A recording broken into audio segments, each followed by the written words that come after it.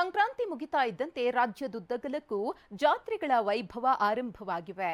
ಅದರಲ್ಲೂ ಉತ್ತರ ಕರ್ನಾಟಕದ ಸುಪ್ರಸಿದ್ಧ ಜಾತ್ರೆಗೆ ಭಕ್ತ ಸಾಗರವೇ ಹರಿದು ಬಂದಿದೆ.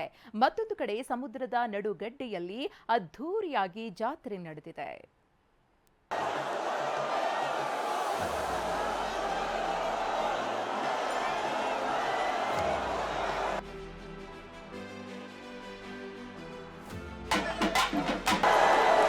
ಜನಸಾಗರ, ಎಲ್ಲೆಲ್ಲೂ ಸಂಭ್ರಮ, ಅದ್ದೂರಿ ರಥೋತ್ಸವ, ಬೀದಿ ಬೀದಿಯಲ್ಲೂ ಪೋಸ್ಟರ್ಗಳು.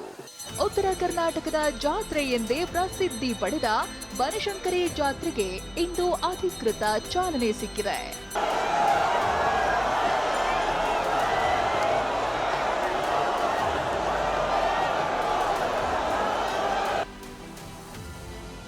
ಬನಶಂಕರಿ ಕ್ಷೇತ್ರದಲ್ಲಿ ಅದ್ದೂರಿ ರಥೋತ್ಸವ. ಒಂದು ತಿಂಗಳು ಇರಲಿದೆ ಜಾತ್ರಾ ವೈಭವ.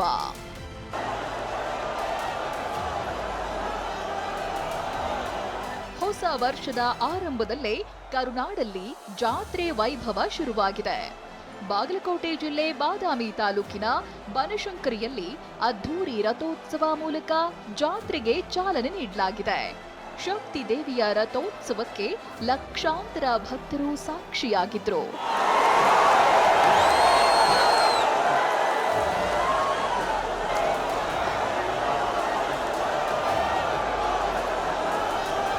ಇನ್ನು ಬನಶಂಕರಿ ದೇಗುಲದ ರಸ್ತೆ ಪಕ್ಕದಲ್ಲಿ ನಾಟಕದ ಪೋಸ್ಟರ್, ಬ್ಯಾನರ್ಗಳು ರಾರಾಜಿಸುತ್ತಿವೆ.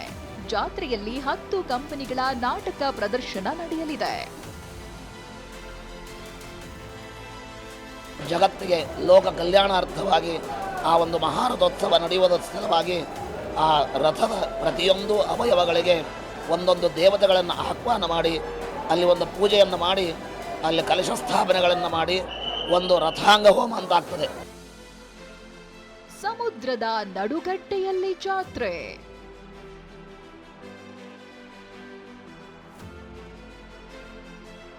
ಅತ್ತ ಕಾರವಾರದ ಬೈಠಕಲ್ ಬಂದರಿನಿಂದ ಸುಮಾರು 10 ಕಿಲೋಮೀಟರ್ ದೂರದಲ್ಲಿ ಕುರ್ಮಗುಡ ನಡುಗಡ್ಡೆ ಇದೆ.